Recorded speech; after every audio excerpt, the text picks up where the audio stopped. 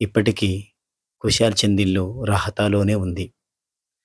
ఆ భక్తునికి, బాబాకు మధ్య జరిగిన ఒక చిన్న సంఘటన ఈరోజు సాయి అమృత పలుకుల్లో విందాం.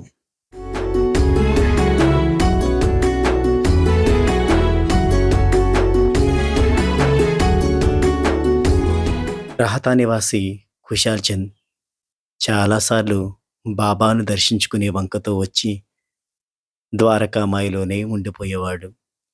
రోజుల తరబడి అలాగే గడిపేవాడు. ఉదయం, మధ్యాహ్నం, సాయంత్రం వేళల్లో బాబాకు హారతి ఇచ్చేటప్పుడు ఆ పంచే ప్రసాదంతో కడుపు నింపుకునేవాడు. చాలా కాలం పాటు బాబా అతని వాలకాన్ని గమనించారు. ఎలా అయితే లాభం లేదనుకుని ఒకరోజు కుశాల్ను బాబా దగ్గరకు పిలిచారు. కుశాల్ చంద్, నీకు కొంత పొలం ఉంది కదా, అందులో ఏ పంటలు పండించడం లేదా అని బాబా అడిగారు. లేదు బాబా, అది మొత్తం బీడు పడింది, పంటలు పండవు అని కుశాల్ చంద్ చెప్పాడు. భలేవాడివే, నీ పొలంలో లంకె బిందెలు ఉన్నాయ్యా బాబు, వెంటనే పొలాన్ని మొత్తం దున్ను అని బాబా అతనికి చెప్పారు. కుశాల్ చంద్ పొలం మొత్తం దున్ని లంకె బిందెలు దొరకలేదని చెప్పాడు. అప్పుడు బాబా ఆశ్చర్యం నటిస్తూ, దొరకలేదా, ఇంతకీ పొలాన్ని ఎటు నుంచి దున్నావు అని అడిగారు. కుశాల్ చంద్ తాను నిలువుగా దున్నాను అని చెప్పగానే, ఈసారి అడ్డంగా దున్ను చూడు, తప్పకుండా దొరుకుతాయి అని బాబా చెప్పారు. కుశాల్ చంద్ అలా కూడా చేసి, లంకె బిందెలు దొరకలేదు బాబా అని చెప్పాడు. సరే, దొరకకపోతే ఏం చేస్తాం, ఎలాగో పొలాన్ని మొత్తం దున్నావు కాబట్టి అందులో మిరప విత్తనాలు చల్లు అని బాబా సూచించారు. కుశాల్ చంద్ అలాగే చేశాడు. బాబా సలహా సూచనలతో పంటను పెంచి పోషించాడు. ఆ ఏడాది సమీపంలో ఎక్కడా మిరప పంట అన్నదే లేదు. కుశాల్ చంద్ ఒక్కడే పండించాడు. ఓం సాయి శ్రీ సాయి జయ జయ సాయి జయ జయ సాయి ఓం సాయి శ్రీ సాయి జయ జయ సాయి జయ జయ సాయి ఓం సాయి శ్రీ సాయి జయ జయ సాయి. దీంతో అతని పంటకు విపరీతమైన గిరాకీ ఏర్పడి లాభాలు ఇబ్బడి ముబ్బడిగా వచ్చాయి. కుశాల్ చంద్ తనకు వచ్చిన సొమ్మును 2 మూటలుగా కట్టి బాబా ముందుంచాడు.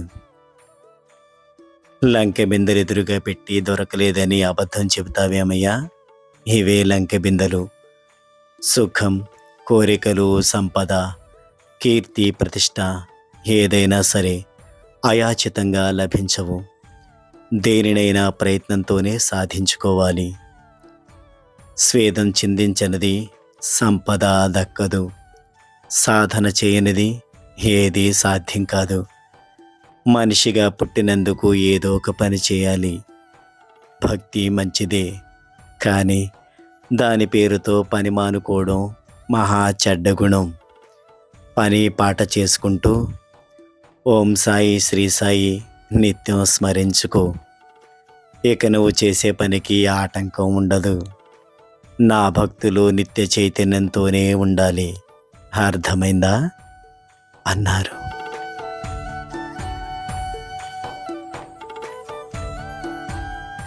బాబా విపులంగా బోధించేసరికి కుశాల్ చంద్లోని బద్ధకం, సోమరితనం ఎగిరిపోయాయి. ఆ తర్వాత కాలంలో సాయి భక్తుల్లో కుశాల్ చంద్ అగ్రగణ్యునిగా వినతికెక్కారు. కుశాల్ చంద్ పైన బాబా చూపిన ప్రేమ అపారం. వీరి కుటుంబానికి బాబా ప్రసాదించిన అనుభవాలు అనిర్వచనీయం.